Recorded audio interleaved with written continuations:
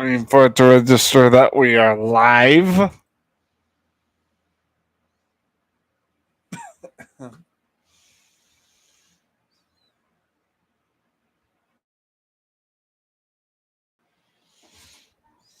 Okay, check one, check two. Let's make sure everything's working.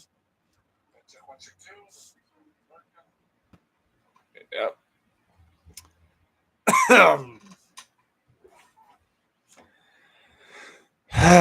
Here we go. Let's try this again. We were trying to do this earlier on my actual monitor and PC, but those two were unhooked up.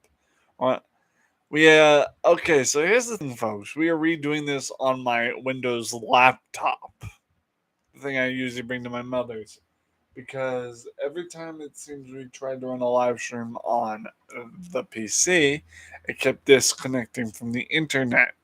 So, in order to remedy that situation, at least for now, I am gonna leave the PC unhooked up by overnight or for a couple days. So, you know how it is. So, also since I've let the Wi-Fi adapter run and cool off in the fridge for a bit, I'm gonna take it out before it gets overly cold. So back to what we were discussing before. Um, the reason why you've there you go. Sorry guys, I was frozen for about 2 seconds. So the reason why I was down in the dumps or more or less absent or not streaming as much because I was down in the dumps. I don't know. It was just missing mom, feeling lonely and all that. But I'm all better now, so. And I have a couple people to thank for cheering me up and getting me in a better mood. It's just ever since, like, I guess Wednesday or even Thursday, mostly Thursday, I had started to feel terrible about Thursday. And I'm feeling better. I'm feeling more cheered up. I'm feeling more on par. So I thank Jack Hobson, Blake, okay, Young King Blake, and a bunch of other people for cheering me up. So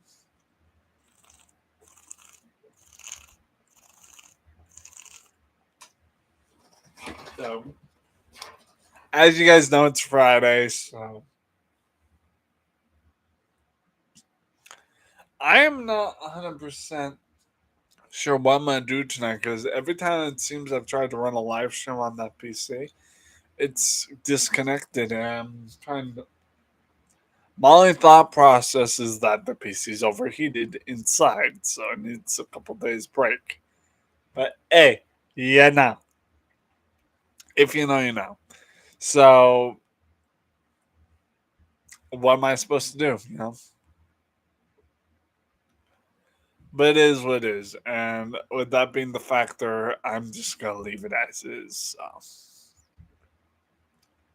So I talked to my mom tonight. I also talked to my brother. I talked to Blake. I talked to Jack Hobson. I managed to talk to a bunch of people tonight via DM call, and I'm actually feeling better. I really am, and it took about 2 days. But we'll be honest with you guys, I did shed a couple tears today for whatever reason. I guess my autism really got to me. It really did get to me, and I don't know what it was. It was a feeling of being lonely and stuff. But I'm all right now. I'm good. It's Friday. Nothing can get me down forever. So yeah, ain't that right, Bob? Ain't that right, Bob? You guys, look, it's Bob. It's Bob. Freaking Bob. Bob. So I guess later tonight because the PC's not working right because it needs time to cool. We may schedule something else. I don't know.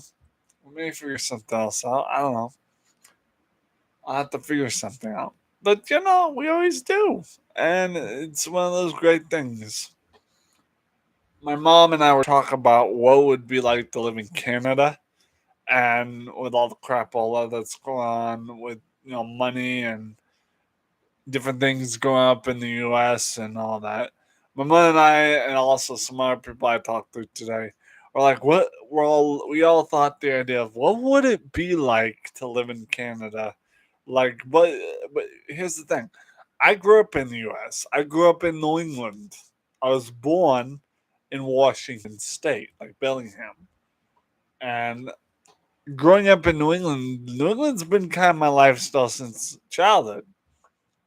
And I always thought, and I've been thinking, like, what would it be like to live in Canada, right?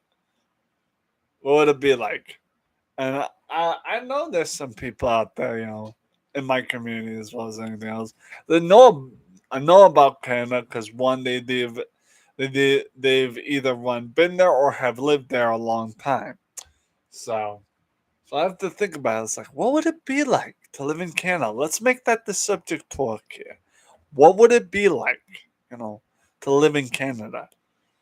It's like, you know, I've heard talk about the beautiful sights. I've heard talk about the beautiful lakes and rivers and ponds and streams. Also, evidently, I've also heard about Canada's cold weather in the winter, of course. But it's what it is. I've always thought about I've always thought about what it would be like to live where my roots come from in Ireland or Scotland. I have a neighbor here that 2 weeks ago had just come back from Scotland, and she says it's a beautiful place, And I've been, it's what it is, One of my friends from YouTube, a friend of mine named Jack Hobson, he was kind of being like an uncle for trying to tell me, "Hey, you need to learn to get out of your bubble, retro." I says, I'm trying, I'm doing my best. I want to. And here's the thing: I do a deep down, a big part of me wants to get out there and experience new things, but there's so much part of me that's so insecure about the world, is not just the U.S. but everywhere else. So, being an explorer has never been my thing. So, but I'm beginning to think that getting involved in different things and exploring new horizons is a big deal, and it's kind of something that will help me in the end. So it's like, what do you do? What do you do? And one of the things that me and him and also my mother talked about was exploring Canada and getting out there and trying new things. One of the things that what my buddy Jack, and I were talking about was taking a video camera or a camera of sorts, going out and filming things, tree lines, nature, getting in touch with nature. And there's nothing I would love more than to get in touch with nature, seeing the birds tweet tweet, singing, seeing just nature, I would love to go out there and just hang out, and it'd be nice. It's just my insecurity drives me back here to my bubble, which is my room. As Jack and I referenced it as my box. You know, why that's kind of why I post on my community tab, me in that box. It's kind of a passive message or whatever, simplistic puzzle. And I've always known that getting out of my bubble, my box, is a struggle. It's a struggle to get out of that, that box. It's what it is. I'm still working on coming out of my bubble and coming out of my box. I've always known that box has been my natural habitat. So, but maybe someday I'll remove myself from that box and take time. You know, what's what's up, Crypto? How you doing, brother? He says I came out of my mom's box. We all did, Crypto. What you talking about? How you doing? How you doing, Crypto? Welcome, man. Always good to see you in the chat, brother.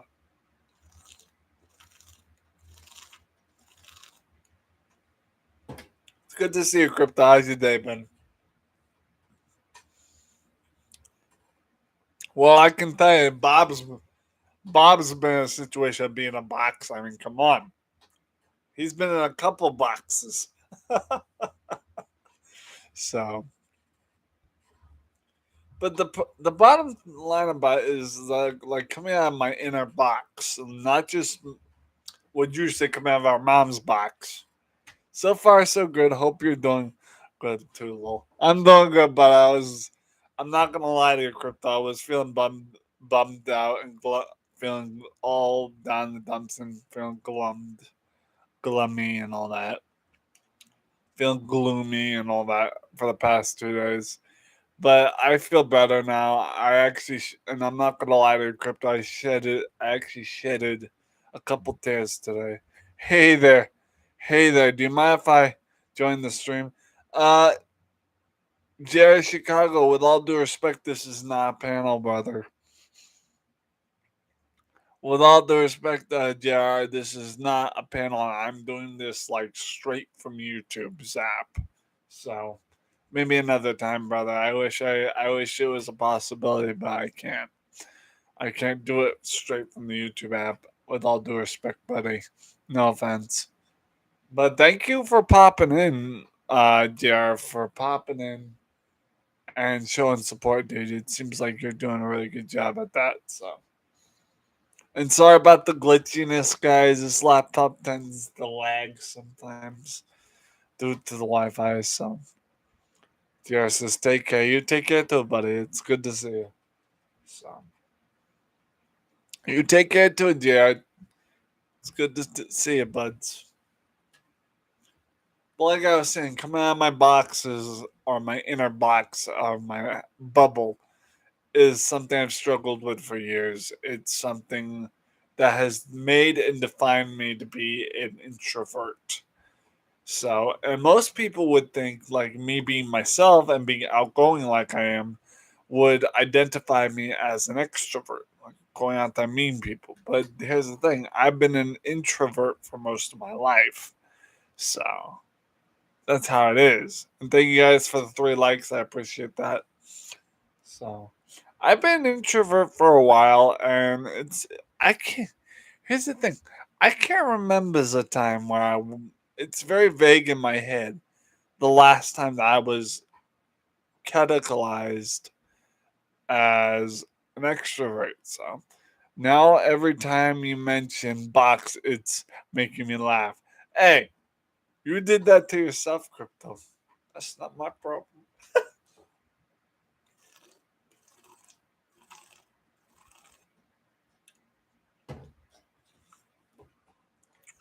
You did that to yourself, Crypto. I'm not the one who said who admitted that he came out of his mother's box. Just saying. I just saying. I just saying. That's on you. Love you. Respect you. That's on you, your brother. So. Damn Skippy, you guilty as shit. Damn Skippy. All right, guys. Hold on a minute, because I'm getting a little hungry. Get a little hank. I got hankering for some garlic bread. I got garlic bread, I think. No, it's in the microwave still. Oh, that's right over there. Guys, sit tight. I gotta make some garlic bread. Just sit tight. I gotta make myself some food. Food. I'm starving. I haven't eaten that much today. Naughty, I have been. So yeah, sit tight. I'm gonna make some garlic bread with a little bit of hash browns and stuff. I'll be right back. Won't take me long. Maybe 2 minutes. So sit down. I'm gonna make myself some food because I am starving. Holy crap! I haven't eaten that much today. All right. Well, talk amongst yourselves because y'all are good people. I'll be right back. Microphone's over there. Everything I have is in reach. So. Heck yeah, garlic bread. Fuck yeah, garlic bread. Freaking love this garlic bread. Oop, shit, trip. Have a nice trip. See you next fall.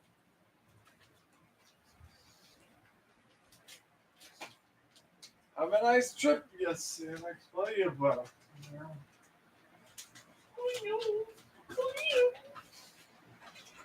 That's some garlic right there, brother.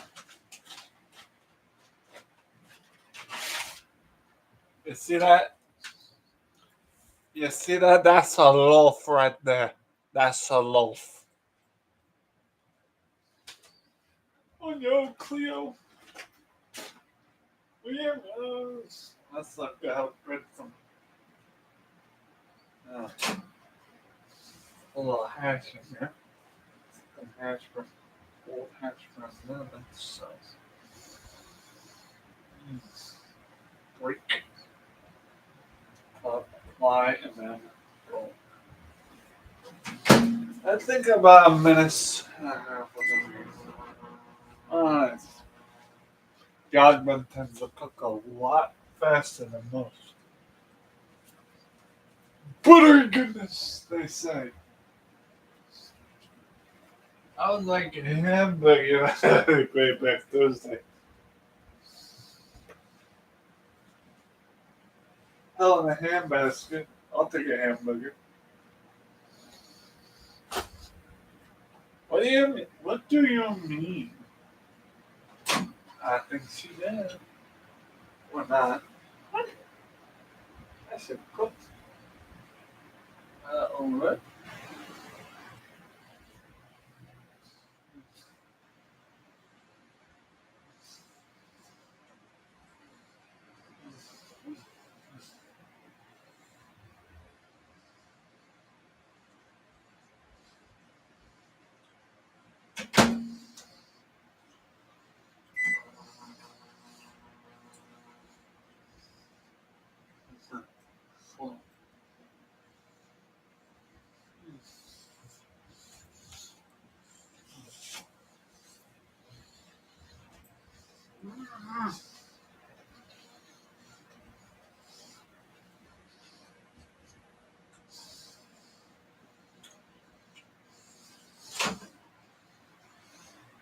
I got bread's done. Let's remember. It's hot though. That's some hot garlic bread, brother. Hoo hoo hoo, she hot. No, no, hot, hot.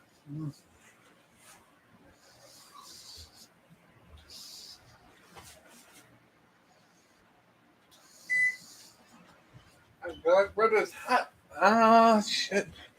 Oh, someone's in the chat other than Mr. Crypto. Uh, mm. Oh, my headphones, then we'll get this pie started. Oh my god, it's our boy Beans. What? My Beans! What's up, Beans? How you doing, brother?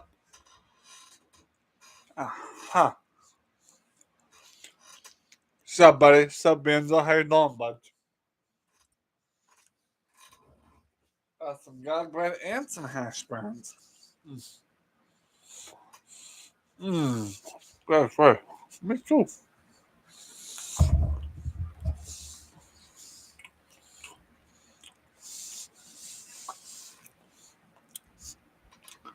Go up to a stranger, hug him.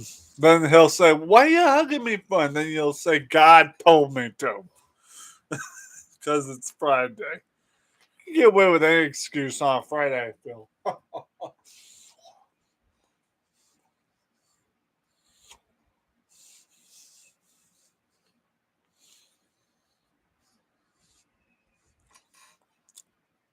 Lily, hug your best friend that's normally not a huggy person.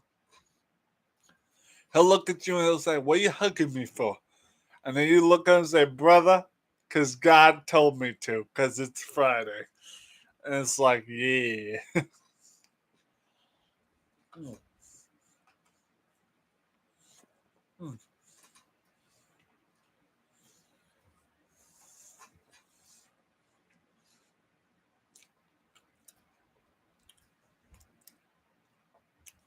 Hash browns, good stuff. Ooh.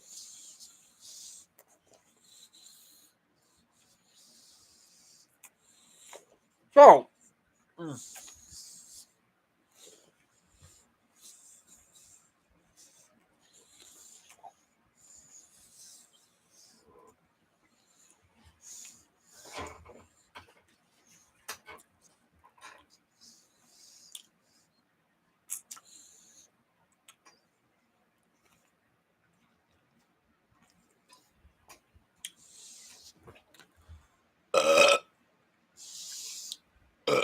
excuse me.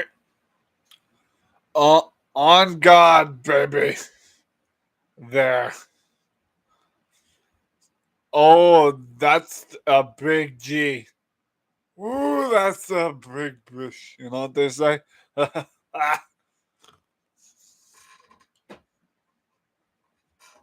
you know, the last time usually when I fight usual big enemies in a game, anytime I see a large sized enemy in a game, like something like Devil May Cry or something, I take one look at the butt and say, ooh, that's a big bush.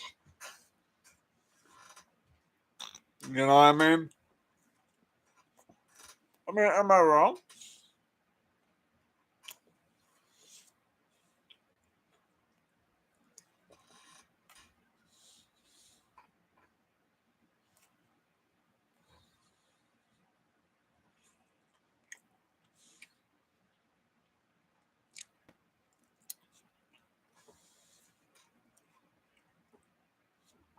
Listen, my Gma is in Maine right now. She probably fast asleep.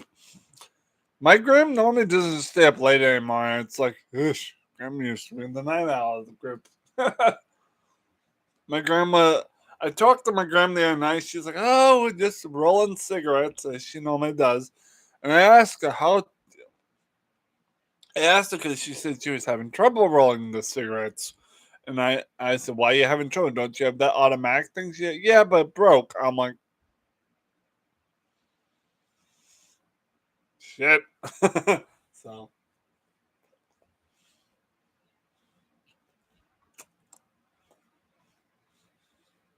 no, it was.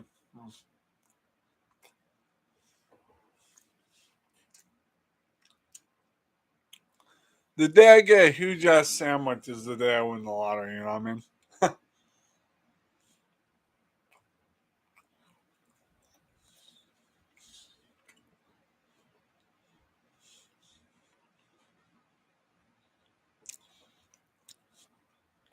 But yeah, it's what it is.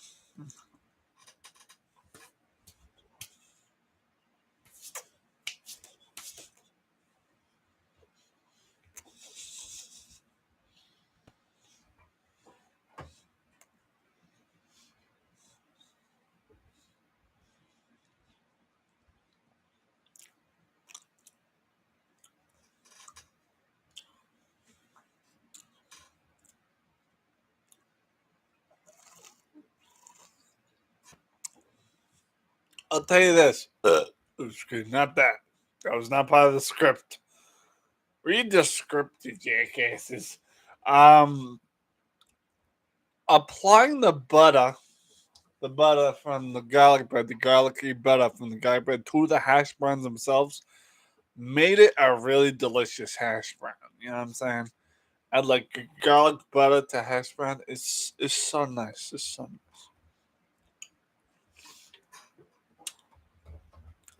By the way, Beanzo, what's going on with you, butter? How you doing? Some butter garlic. How? Mm.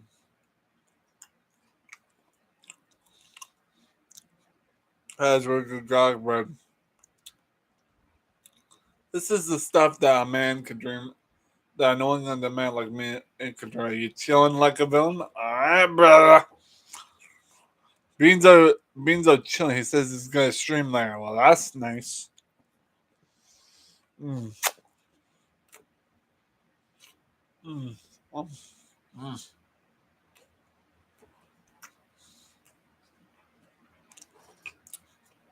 That's a good garlic bread. I got two halves.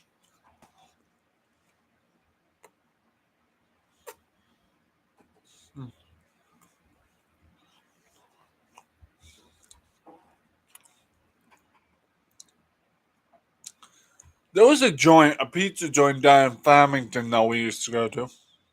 Me and my sis. There was a pizza joint down in Farmington I used to go to.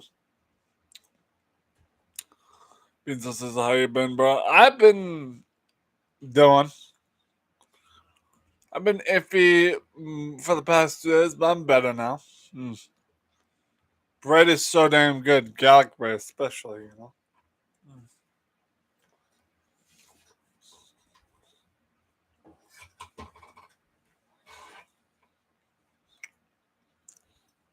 Here's the thing. Um, Me and my family used to stop by this pizza joint down in Farmington called the Farmington House of Pizza Tavern, where they had a bar, they gave beer to people of age, of course. They had root beer on the tap for pub sodas and stuff for those that were underage. For people that couldn't drink alcohol, they had like pub sodas and stuff like root beer, excuse me, Sprite, ginger ale, excuse me, that sort of thing. I'd normally walk in there. Never was an alcohol drinker in that spectrum. I would walk into that pizza tavern, I'd sit at the bar, and the woman, my usual bartender lady, would be working there that day. She'd, hey, Zachary, how you doing? Can I get you your usual? And I'm like, yeah, you know my usual. She's like, I do. I'm like, I'm gonna test you. I tell her. I said, what's my usual? She's like, oh, you know, cheesy garlic bread and a round of Shirley Temple. I says, all right. I'll have my usual, the round of Shirley Temple and some cheesy garlic bread, 2 halves, please. And she said, coming right up. She and she's like, you want your cheesy garlic bread to go or for here? And I'd always say to go because I had stuff to do.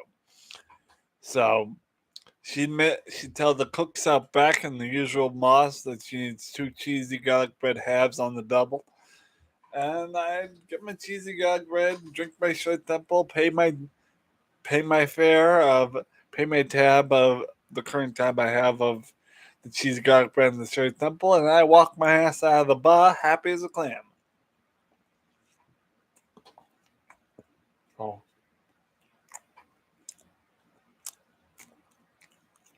Sometimes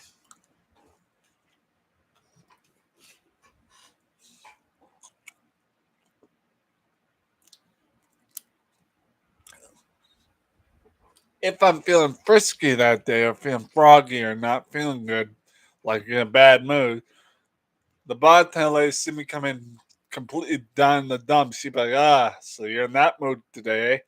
I'm like, yeah. She's like, well, I don't know because you can only order 2 things. She's like, well, 2 things. She's like, what you want, root beer or ginger ale today? I says, I'll take the ginger ale today. She'll pour me like a pint of ginger ale. She'll pull out a beer mug and pour me ginger ale. I'm like, thanks. She's like, how much ale you? And sometimes if the manager let her, she says, on the house, I'm paying for it. So I says, you don't gotta do that. She's like, well, how? I said, how much is it? She'll say $2. I'll say, I'll pay it today. And I slap $2 bills on the table, 2 $1 bills on the table, an extra $3 tip.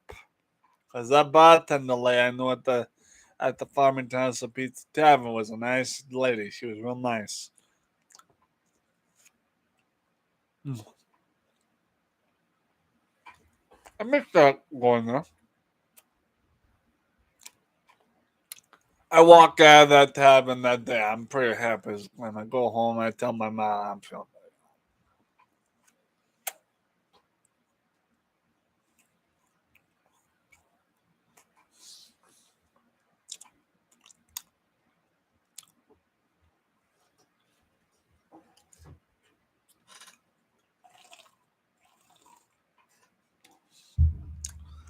And normally I'd go to that Farmington House of Pizza there on foot, like walk there in a bad mood because me and my grandma or somebody in our household got into a heated argument, you know.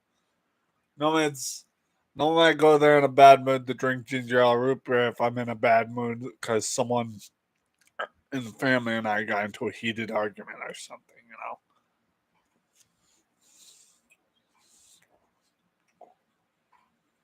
Mm.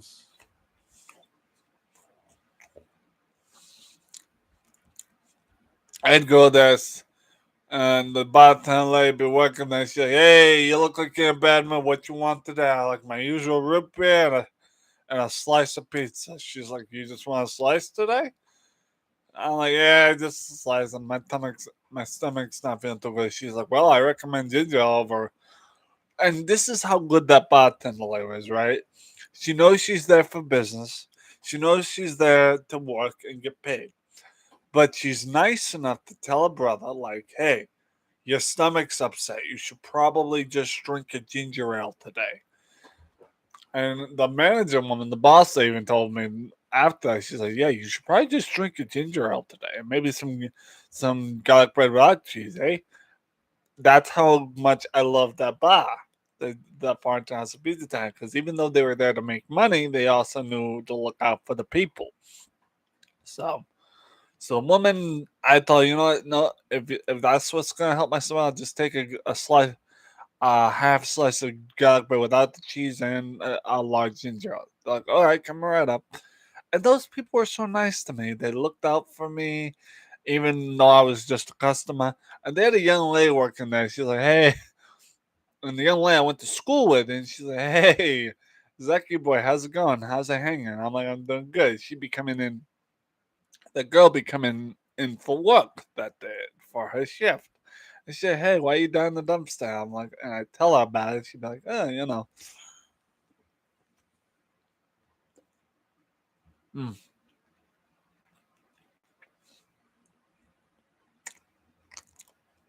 Oh yeah, means a good bartender. They know how to treat their customers, especially me being a regular.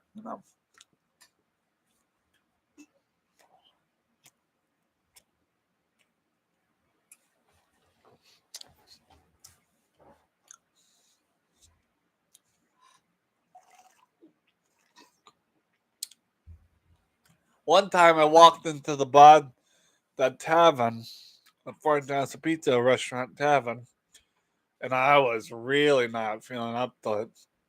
One day, a biker dude, like we're talking Laconian biker, comes in. He's also not feeling happy that day. I looked at him because I could feel the vibe that he was feeling what I was feeling. So I look at him and I say, "Okay, who pissed you off today?" He's like, "What's your problem?" I'm like, "Nothing. I feel pissed off. You're pissed off. So want to tell me your story and I'll tell you mine." So he tells me, so this Laconian biker sits down and he says, "You know what, kid? It's not easy getting old." And I said, "Yeah, what's your story?" He's like, "Well, wife just yelled at me for some stupid reason, and the kids are being rambunctious." I says, "Yeah, that sounds terrible, man." He's like, "Yeah, what's your issue?" I'm like, just stupid people on the internet and that I've had to deal with. And these are past people I've dealt with that have been disgusting towards me. And also, I told the person, the bikie, that I have family issues with typical family drama that was happening around that time too. He goes, "Yeah, you get over it." I said, "What?" So I ordered ginger. I That day in the tavern, I order myself a Shirley Temple, a ginger ale version. It's just not Sprite and grenadine. It's usually ginger and grenadine at that time. He's like, "What the hell is that?" I'm like, It's a ginger Shirley Temple." So he's like, "You know what? I don't want alcohol today. I'll have what he's having." That's what he said to the waitress about what I was having. The bikie tells the bartender, he tells her, "Hey, I have what he's having." So I'm like, "So you sure you don't want to get yourself a beer?" He's like, "Well, you don't drink?" I'm like, "No, I don't, because I'm on 21. I can't have beer because of my meds." He's like, "Yeah, I feel it." So the bikie looks at me and says, "You know what, kid? Sometimes it's better not to have alcohol. It's best just to have a little pub soda." And I said, "All right." And I looked at the waitress, the bartender, and said, "You heard him. He wants to have what I'm having." She's like, "Oh." So the bartender lady looks at me. She's like, and she chuckles a bit. She's like, "Oh, honey, I already got it written down, already done." So she's already got both our pints, and me and the Bikey look at each other, we cheers and say, cheers to having daily life struggles. I'm like, yep, and the struggle is real. We finish off our pints, we pay a tab, he walks out, goes to a motorcycle, waves me goodbye, and I go to my house that my family was staying at. So that was one of those things, you know. It's nice to go to a bar or even a tavern like that that's both restaurant, tavern, and pizzeria sort of deal, and actually have a good conversation. One time, not even at a bar, I went up to a local cafe cafe that was in that area of Farmington. You know, typical coffee, fancy smancy desserts. I walk in and it's morning time. I'm hungover from sleep deprivation after sleeping. I walk in, and this is a new cafe on the block. And I'm like, a new cafe. I'll walk in and check it out. And, you know, I got maybe a $10 bill on me. I got $10 on me. And I walk in, I'm like, ugh. And there's these nice female figures working the joint. And I'm like, what you got for coffee? She's like, she looks at me and goes, you know, you're our first customer here. And I'm like, yeah, thanks. And she's like, yeah, thank you for stopping in. What can I get for you? This is what you got for coffee. And she's like, oh, we got all kinds. Look at our menu if you can. And at that point, I had to put on my glasses that were in my pocket to one of these. And I put them on. And I'm like, ah, that's nice. She's like, it's pretty cold out there. You might want to order something hot. And just like the bartender situation, they look out for their customers. I says, yeah, I'll order a hot coffee. What's on the menu? She's like, we got cappuccinos, we got mochas. I says, I'll take a large mochaccino. She's like, any cream and sugar? I'm like, what you got for cream? And she's like, we got pumpkin spice, we got caramel. I'm like, I'll take caramel today, miss. And I'll take 4 sugars. She's like, coming right up. She's like, in the meantime, did you want to order a donut or something? Like, I said, you got any plain donuts? And she said, yeah, right there in the little stash. And I ordered a plain donut and that large coffee. I actually walked out, and she's like, sir, you can sit down, maybe wait out the cold for a little bit, eh?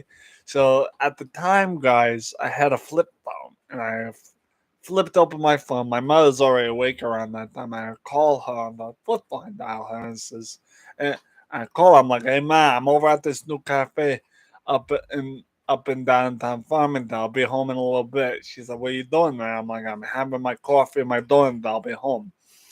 She's like, all right, no worries. And I'm sitting there. I'm enjoying my coffee. I'm dipping my donut, and I'm having a great time. But the cafe lady says, did you enjoy your did you enjoy your donut and your coffee? I says, yeah, I did. I'm pretty sure most more people will come to this joint because they know what they're paying for, and what they're asking for. So, and the woman, the woman smiles, gives me a thank you, tells me and to have a nice day on my way, and I'm walking home in a blizzard, you know. And I walk into the local Cumbies. I see my usual workers, the cashiers. I'm like, hey, good morning. So I play my usual scratchy and maybe win $2 or $10, and I pay for another coffee, a little snack for my mom, and then go home. You know, it's a normal lifestyle I used to live back when we were around Farmington. Come midday, the blizzard has subsided. You know, come midday, the blizzard has subsided. It's a little bit more sunny out. Some of the snow has melted, and I'm on my way to my favorite shop, my favorite antique shop sort of deal, uh, the Brush Factory, where my buddy Miss Jim used to work. Or I don't know if he still works there. Not. I walk in, Miss Jim says, "Hey, youngin, how you doing?" And I says, "I'm doing pretty good. How about you? How's business?" And he says, "This, you know how this is very slow." He said, "You looking around, or you looking to buy today?" I said, "Tell you what, Miss Jim, I'll look around first, and if I find something I like, I'll pay it." Or I'll buy. And I told him, I gotta take a look first. He's like, well, so he looks at me and goes, hey, I know a lot of good people out there. Yeah, up in Farmington. So he looks at me and goes, "Hey, you know we just got some new PC games in stock," and I'm like, "Yeah, what's it to you?" He's like, "They're in a bag here, buddy, and we're selling them as a lot." I'm like, "Yeah, how much you charging?" He's like, $2 will do it if you would be so kind. I'm like, "Yeah, I'll pay you $2 plus $1 tip. How about that?" He's like, "You ain't got to tip me," and I says, "No." I says, "Mr. Jim, you always treat me so nice. I'm gonna give you $1 tip. Go home and buy yourself something nice." He's like, "All right." I ended up giving him a $2 tip because I'm just that nice to him. He's like, "Hey, this is $2 tip, not $1." I'm like, "Yeah, well, you need enough to play them tickets now, don't you?"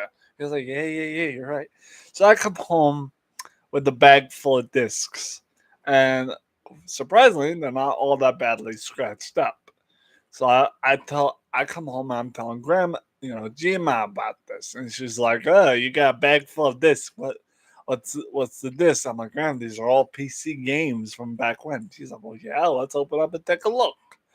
So we open them, we take a look. I had also paid for a couple of empty cases, hence the $2 tip. So we're going through, we're looking left eye, and some of these aren't even PC games; they're DVDs. And Graham's like, "Eesh, there's a lot of these in here." And I'm like, "Yeah, for $2, that's a steal." So we're going through, we're finding things left and right, left and right, left and right, and there's a lot of this we had to toss because one, they weren't compatible for the computers, or two, they weren't working too good. But I still have some of these discs I picked up in the old pile. So aside from that, it was nice. It was really nice to see these. So one of excuse me, uh, excuse me, one of the discs was a Disney disc, and it was Disney's Extremely Goofy Skateboarding, and it was very fun. I had a good time. Another disc in that pile was a cereal bowl or a cereal box disc prize that you would get in a cereal box, known as Sunny's Race for Chocolate Days via Cocoa Puffs. And to find this and remember what I used to play as a kid is blissful, It's nice. So, uh, mm, mm, that's warm.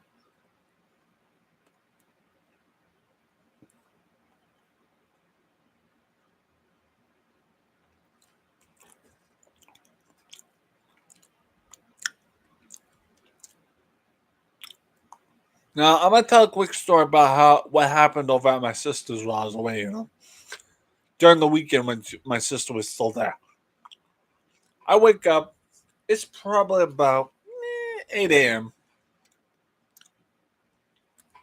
I wake up. It's probably about 8 a.m. over at my sister's place, and I go into the kitchen, right, because I'm getting my cereal and everything all checked out. I start smelling something. I'm like, sniffing around, like, what the hell is that raunchy smell? I follow the smell, and it's coming from my sister's bathroom. Now, it's not what you think. It's not coming from the toilet. It's coming from her clothes that are dangling over the edge. So I go into my sister's room and I ask her, like, why do your other clothes smell like mildew? She's like, oh, we did. She's like, Zach, don't you remember? Me and Ma did a marathon recently, and that's why they're all wet and sweaty. And I'm like, oh Christ, you haven't been to a laundromat? And she's like, no, I have not. As a lot of people's laundry has been backed up lately. I'm like, oh crap, what are we gonna do about that? She's like, I'll figure it out. So then I go back to the kitchen. I'm still smelling something that isn't mildewy smell. It's really potent. So I asked my sister, I says, what you got in this oven that's smelling potent? So my sister opens the oven and all the fucking potent smell hits me like a freight down. I'm like, good God, what is that? She's like, Zach, say hello to my drying process of shiitake mushrooms. And I'm like, you're drying shiitake mushrooms, eh? I'm like, what for? She's like, for mushroom powder for a different recipe. I'm like, okay, that's nice. So come the next day, she's finally got the out of the oven, and she's already made into it like a jarred powder, and I'm like, okay, that's one thing out the window. So, but yeah, that's what the past weekend has been like. But yeah, it's nice. My sister went to Atlanta. She took off for Atlanta around 5 or so a.m. on Monday, and I'm just chilling, you know. Mm.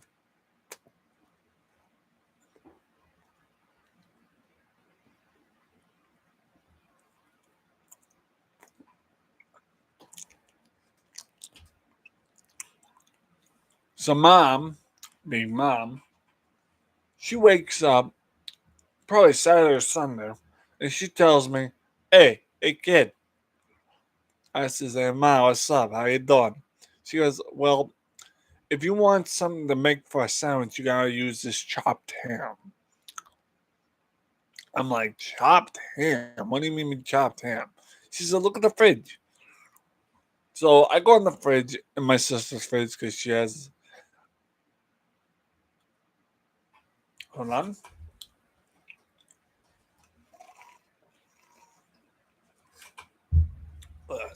I went down the wrong pipe. All right. So I'm going into my sister's fridge because she gave me permission before she left. And I go into what we call the deli drawer, all the cheese, the sliced meats, and everything on it, because that's what my mom told me it was. The first thing I pull out is a summer sausage, a little tiny summer sausage. I said, "Ma, this is a summer sausage." She's like, "Yeah, you can have that too." So I wait about an hour while eating a summer sausage. And then I tell her, okay, I'm going to go back in the drawer and see what the hell you're talking about. Next thing I pull out after that is sliced ham. I'm like, is this what you're talking about, Ma? She goes, no, that thing's expired. I don't even know why it's in there. So I put that on the counter and I look in the drawer again. I'm like, son of a bitch, how many times I got to pull shit out of here? Finally, the third time's a charm, I pull out the chopped ham. I says, Ma, why do you guys just have a thing of diced ham here? She's like, that's the chopped ham. I'm like, me being a wise guy said, oh, you mean pork chops? She's like, ha ha. You know, chopped ham, pork chop, same difference.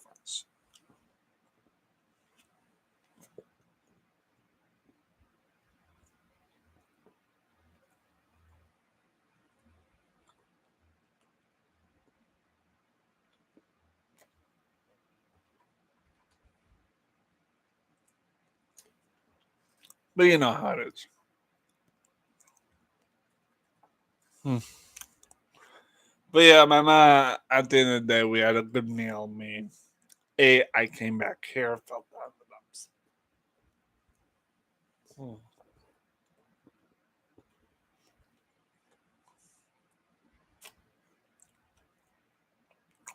Hmm. Hmm.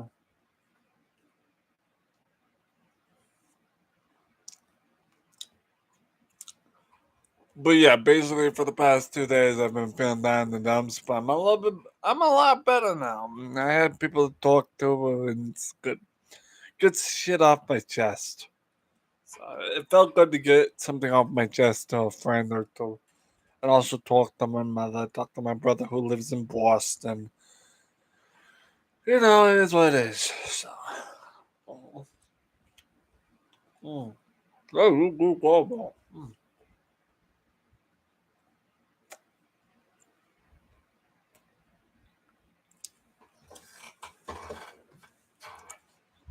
Me and Ma, oh,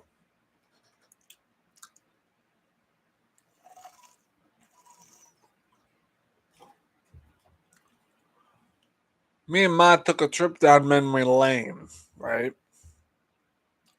At least not physically. You mean? Me and Ma took a trip down memory lane. She's like, "Hey, kid, do you remember your first birthday cake that you can remember back?" I'm like, "Yeah, I can." She's like, "What's the first birthday cake you remember?" And I told her, if you're talking timeline version, form of what my first birthday cake was that I vaguely remember. She said, "Yeah, which one?" I'm like, "The train cake that you and Grandma made for me when I was a kid." She's like, "Okay, do you remember what slice you took of the train cake?" I'm like, "Yes, I do, specifically the coal car." And she's like, "Oh, okay." At this point, my mom's just testing my memory, right? She goes, "Okay, do you remembers what Steady would love these stories. Yes, she would, buddy. Yes, she would." And then she goes, "Do you remember what cereal we used for the cocoa?" I'm like, "Yeah, Pebbles." She's like, "Which kind of Pebbles?" I'm like, "Fruity Pebbles." And I told Mom because I told her I remember her and Graham asking me which one do I like better, Fruity Pebble or Cocoa Pebbles, and I said Fruity Pebbles, and they ended up using the Fruity Pebbles as the coal for the coal car of the train cake. I still vaguely remember my grandma going, I would have preferred to use Cocoa Pebbles instead of Fruity Pebbles for the coal because it looks more like coal, but hey, that's just me. I still remember my grandma saying that. One of the things I remember from childhood that I recently vaguely remembered is us decorating these pre-baked cookies, and my siblings didn't want to finish theirs, so I ended up eating a lot of cookies that day. Hmm.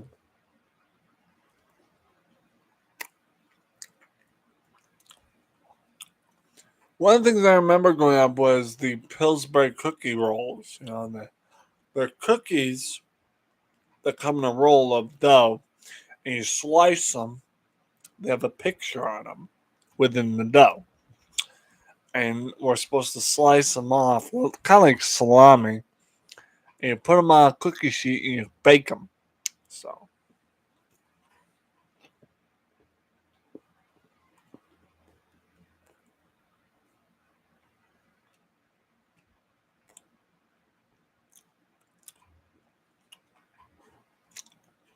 I vaguely remember that, but I do remember.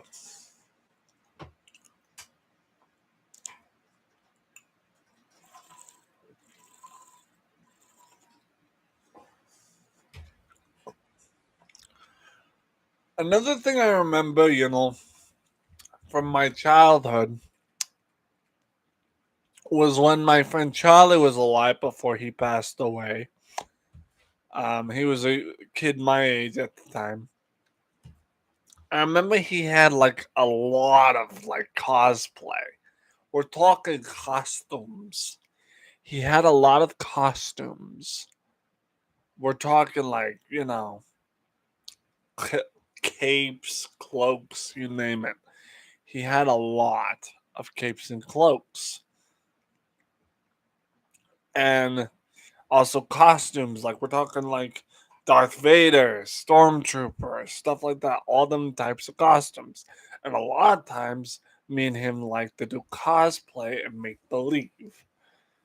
And those were the things we cherished as children was the ideology of make believe. Also, my friend Charlie had like a treehouse setting of sorts. I could never get hobble my ass up to his treehouse because I was afraid of heights. Typical thing, and could never bring myself to go up to his treehouse. I told him, I'm like, you. Even as a kid, I told him like, you can go up there, but I ain't going up there. And Charlie, being Charlie, says, you can do it, Zeki. You can get up here. Finally, I worked my way up to the trails, and I'm regretting every bit of it. Not because of Charlie, but because of the heights. And I looked at Charlie. I'm like, that's nice that I got up here, but how the heck do I get down? He's like, same way you came up, which is a wobbly ladder. And I'm like, okay, let's try this again. Finally, I get down, and Charlie's dog, a nice dog named Jaeger, or Georgie, I can't fucking remember his dog's name. I think it was Georgie or Jacob or whatever, something like that. He would, the big dog would come over to me and comfort me and lick me to make sure that I knew it was all right. So big dog too. We're talking like German Shepherd mixed with something else. That was a big fluffy dog. He'd come over and he'd lick me to death, and he'd like. Now you gotta remember something, guys, because because my buddy Charlie had a room to himself and he didn't have a bunk bed. He had a bed to himself, which meant I wound up sleeping on the couch in their living room. I didn't mind. I didn't mind sleeping on the couch. That's always been my thing to sleep on the couch. So I would wake up and then I'd find myself weighed down. And when I wake up in the morning, I'd always be like, "What is weighing me down?" So I removed the covers off myself, and it'd be my friend Charlie's big dog laying with me. I'm like, you know. Fast forward to high school being the time of when I had lots of animals. I woke up one morning, and this is before I had my own dog, right? This is before I had Boo Boo and Wolfie, the two dogs I had. This was around the time where we had our first Saint Bernard in the house, which was Kiara, a female. Well, because Kiara and my foster mom's dog Gracie didn't see eye to eye, I wound up sleeping with Kiara in my room. So Kiara would sleep in my bed and take up half the bed. I wake up in the morning, Kiara be laying on me and weighing me down, and I'd find myself trying to get out of bed. So it'd be the weekend, the weekend.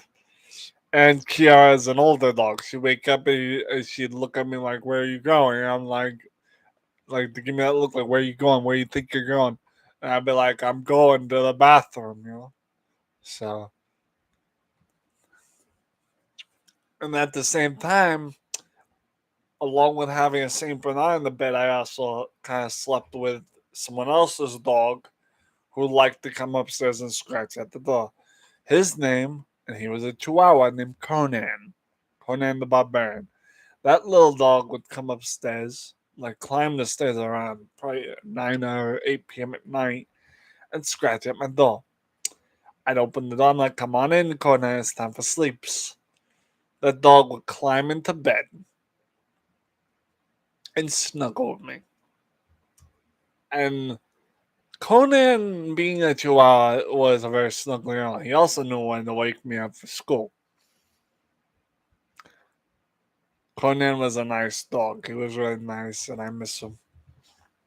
I mean, he was an older dog too. He's probably no longer living.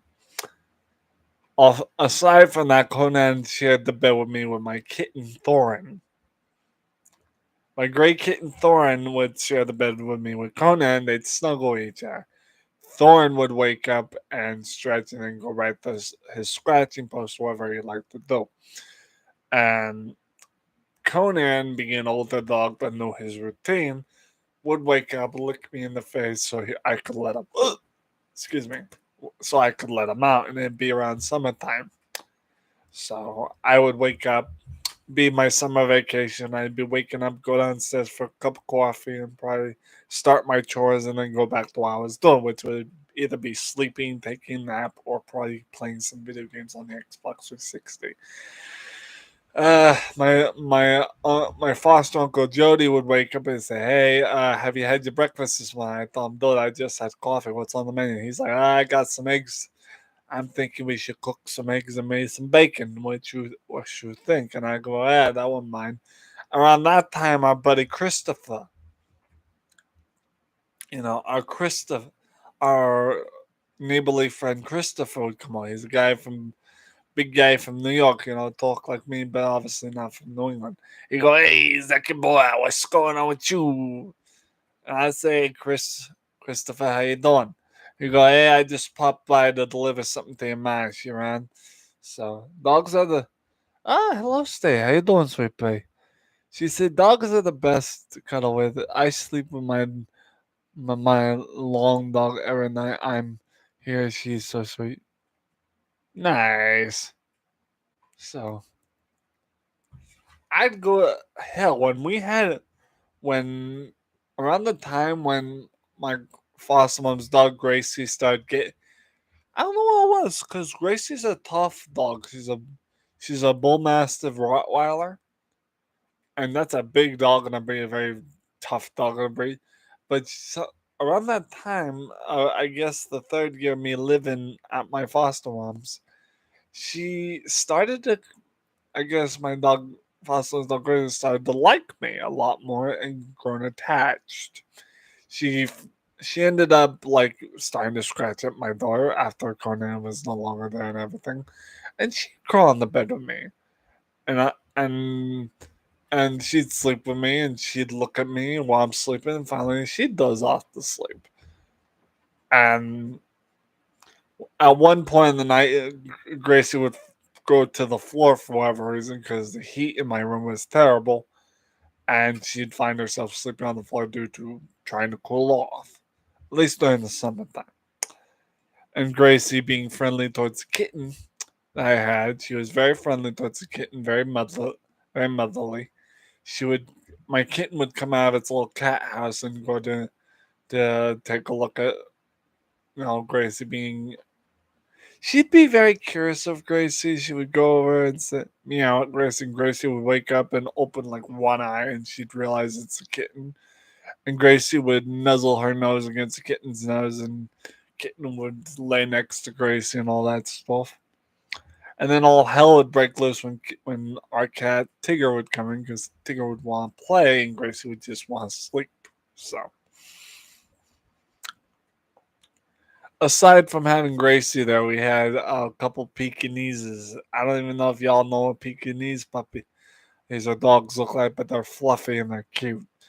We had a dog named Timmy. We had a Pekingese dog named Riley. We had Nugget. We had Jake. And all Pekingese puppies. Well, Nugget would come into the room and barking at me and trying to get me up. I'm like, what do you want? So I'd look at Nugget and I go, what do you want, you little Nug? And he's like, and he'd just bark at me and whimper at me and tilt his head. I'm like, what do you want? And and Nugget's mother, the dog Riley, would be a good mother and bark at him, like tell him to get outside, let the poor boy sleep. So it was nice. Fast forward to hours later, I go outside to do my usual farm chores. I go outside, the horses are just sitting there waiting for me, like, you know. One of my favorite horses on that farm, aside from our littler horse Dante, was our colossal sized Clydesdale horse, big black Clydesdale horse named Bobo. Now Bobo may have been big, but he had a tender heart. Bobo would see me coming and he'd neigh at me. I'm like, good morning to you too, Bobo. So I come down the barn, I start putting them in their little stalls, getting them fed. And I wait about maybe 10 minutes for them to eat, send them back out to their field area where after putting the hay bale out. Now all the horses would trot their way out there except for Bobo. I'd open the door for Bobo and Bobo would not leave his stall without me coming in and giving him a hug and him licking my face. So that was Bobo's way of saying, "Hey, good morning, I missed you." So Bobo would lick me and give me little lip kisses on my face and let me hug him, and then he'd go out to the field, and that was his way of saying good morning to me. I missed you. So. Oh my goodness, those are beautiful horses. Love them. Yeah, Bobo was a sweetheart. The other horse that would not leave her stall without me giving her lovins was Cassie. Cassie, I can't remember what kind of horse she was. I'm trying to think. There was a type of horse she was. So, but Cassie would wait for me to open the stall, and then she'd just stay there and wait for me to come in her stall. Now, the thing about the horse Cassie, she was a special kind of horse, aside from Bobo. Not only would she want me to hug her, she'd hug me back. Cassie had a funny way of hugging her her human friend by leaning her neck over and resting her head on my shoulder. Like hugging me with her neck and resting her head on my shoulder. Like, good horse, good horse. and she lip kissed me on the cheek, and then she go out to the field. The but the best part of my schedule down that farm was yet to come. It was the part where I got to let out the goats as well as the lamb that I was helping take care of, the baby sheep I was helping take care of. Now yeah, I know it is sweet. I had someone I was Etroversal. Hey, Borkulus, how you doing, buddy? Welcome in. Anyway, um, so I let out the goats. It would be, hey, Blakey, how's it going, bro? Welcome in. Well, yep, and everyone who hasn't subbed to Blakey, oh, whoops, why is this being delayed? Everyone who hasn't subbed to Blakey, there's his channel link. But yeah. So I let out the goats. Goats normally do the things usually Finn, Satchmo, and Miles. The two little goats are Satchmo and Miles, and then Finn's the older Billy goat, or taller Billy goat. Satchmo, being a miniaturized black goat and being hyper as hell, comes out, goes meh, and, does his usual buying at me, and I'm like, "Come on, Satchmo, how you doing, you little patuka?" And Satchmo, I guess, as a miniaturized goat, and him being a little fella, me knowing him since he was a little fella, he was a friendly goat to me. Also, your clock is frozen. Well, I'm Borkus. I know my clock's frozen, buddy. I know my clock's frozen, Borkus. I don't set the clock. I don't use it as a clock. I use it as the neon light, buddy. Yeah, Bork. I use that clock as the neon light. Nothing more. I don't really use it as a clock. Mm. I've always wanted to go. I could put PJs on and cuddle. Yeah. So Satsumo would come out of his little stall and just run around and give me lovins. He'd rub his head on my leg. I'm like, I'd look at Satsumo as if I was his uncle and say, "All right, you little fella, go on and play." You know, I told him, I'd tell Satsumo like, "All right, that's enough, little fella, go out and play." So, how'd you handle the New Hampshire heat, dude? Let me tell you something, Bork. The heat was terrible. I guess, this past Tuesday and stuff. But it's kind of cooled down. The heat's cooled down a lot since then. It's very cold outside. That's why I have layers on while having the window open. I have the window open, a fan blowing, but it's cold out. Well, not chilly, but it's cold enough out for me to have layers on in my room. It's been like that for 2 days, or 3 days maybe. But so, but yeah, the heat I managed to deal with pretty well, but the heat was terrible. So now, fast forward in the story where I go to let some of the sheep out. I worked for one of the guy that owns the sheep. He was a neighborly guy. He came to the farm to help take care of his sheep, and I worked for him. I helped feed his sheep and helped him, what they call, groom his sheep, like shearing them, brushing, brushing out any regular hair or anything. So Sonny would say, "Hey," he'd come over and say, "Hey, I need you to let that lamb out and walk the lamb around to give it a little bit of exercise." And I'm like, Sonny, that's a lamb. She just wants to roam. He's like, "Yeah, you're right. She won't leave the farm." So we let the lamb out. The lamb was so happy. The little baby sheep, the little lamb, started running around playing with Sats with a go, and by the end of the day, that lamb was tired. Lamb couldn't even walk itself back to the barn. So I find the little lamb and I pick her up. I says, "All right, let's get you back to the barn, you tired little lamb." I put her in with the rest of the sheep. The sheep wake up to see me there, and they say I've got the lamb. And the sheep welcome the lamb in carefully. They all start licking the sheep, grooming the lamb. Not licking the sheep, licking the lamb. Make sure the lamb is clean, and they all go to bed. So Around that time of night, I'd finish my nightly chore duties, feed the horses, stuff. I feed the horses, eat all the animals, and put them to bed for the night. So I put them to bed for the night, and so on and so forth. I go back to my house, I fall asleep, blah, blah, blah. Bork says, "What was that cavity story?" I guess I don't. Well, Bork, I don't really remember which tooth cavity story I told, but it's not relevant. But I will tell you, this Godway is getting cold.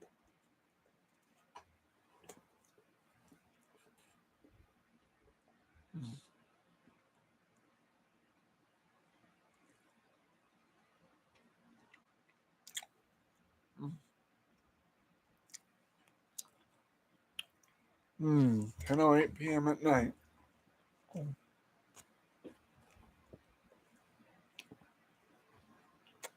Mm. Mm. Oh. Mm. Oh. Oh no.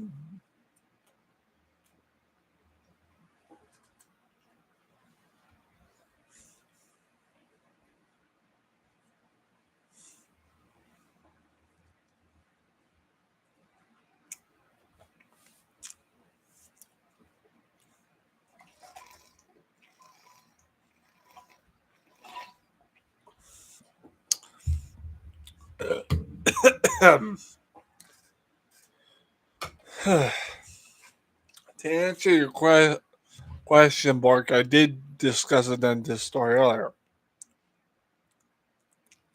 It was a really good story too. It was funny. The real funny story. I'll tell that story right now because you asked so nicely. I think this happened around July of last year or something like that. It was probably in the summertime, mid springtime or something like that. I was woken up in my bed, and it was here while I was still living here. I think it was either last year or last spring, whatever. I woke up tired as all hell. I was lethargic. I was sleepy. I was tired, exhausted, and I woke up still drowsy as hell. So I hear a knock at the door. It's like, and it's the missus saying, "Hey, we gotta take you to your dental appointment." I'm like, all right. And no, it was actually my adopted brother. As my adopted brother, he said, "Hey, buddy, we gotta take you to your adopted dentist appointment." I'm like, crap, here we go. And I'm like, okay, I'll be there for a mess. So I grab my ID, I get dressed. 'Cause I was in a tank top and whatever I was in. I had to get something actual on. So I get up, I go out there, and I'm going to the dentist. We get there, and I'm asking the receptionist, like, "Hey, I'm here to see my dentist for my appointment." And me being curious as I was, I asked her, like, "What are we doing today?" And she says, "Oh, you're scheduled for fillings." And I'm like, "Oh crap," you know. So I'm like, "I'll just sleep through the whole thing, no problem." The receptionist looks at me very curiously and says, "How you gonna sleep through this?" She looks at me and goes, "How you gonna sleep through this?" I'm like, "Woman, look." I looked at her and I'm like, "Woman, I am tired as hell. I am 100% sure I will sleep through the whole thing." So, Pod- podiatrist way more intimidating. Yeah, I don't know what podiatrist is. Never had to be there. So, but but yeah, I go in. Dr. McLaughlin, my usual dentist, says, "Hey, Mr. Stewart, come back here. We're ready for you." I go back then. I had warned Dr. McLaughlin and her usual dental hygienist ahead of time, like, "Hey, I'm tired as hell. I may pass out for a while." And she's like, "Will you still be able to take direction while halfway asleep?" And I'm like, "Yeah, I will. No problem." And she's like, "Okay." So I also told this dentist person, Miss Dr. McLaughlin, I told her, yeah, I normally sleep with my mouth open anyway. So she's like, okay. So we get back there. I'm sitting in the dental chair. They put the weighted thing on me and all that crap. And I'm just sitting there. I start drifting off to sleep. And then the woman, the dentist tells me, she's like, okay, we're applying the numbing serum. Are you okay with that? I'm already passed out. I lip doors. I don't give a damn. Just do it, in my own way while being tired. And she's like, okay, here it comes. And she gives me, the Novocaine and I'm like, yeah, I'm still. And guys, you gotta remember, at this dental point, I'm still passed out from being tired and everything. They're working on my teeth, they're doing my fillings. About half or almost the way through, one of them looks at the dentist and I'm looking at each other and said, man, I wish everyone did this when we came in here and slept this solid. And it was around that. And it was you felt it. Yeah, I felt. Yeah, Bork, I felt the numbing serum go all in, but wasn't as bad because I was so tired and drowsy as is. They put in the numbing serum, but I didn't feel the pain that much because I was already passed out. So aside from that, so I'm asleep. And one of them looks at each other and goes, "I wish everyone slept this good when we came here. Was this calm and relaxing?" Around that time, I started to snore.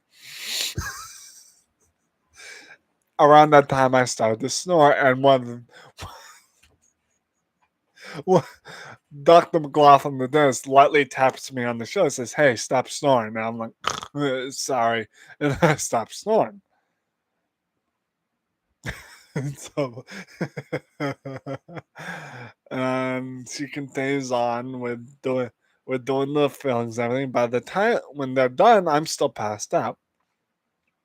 And the dental hygienist next to her, Miss Megan, she looks at me and she says, "Do you think we should wake him up?" And then Dr. McLaughlin looks at her and says, give him a few minutes of sleep.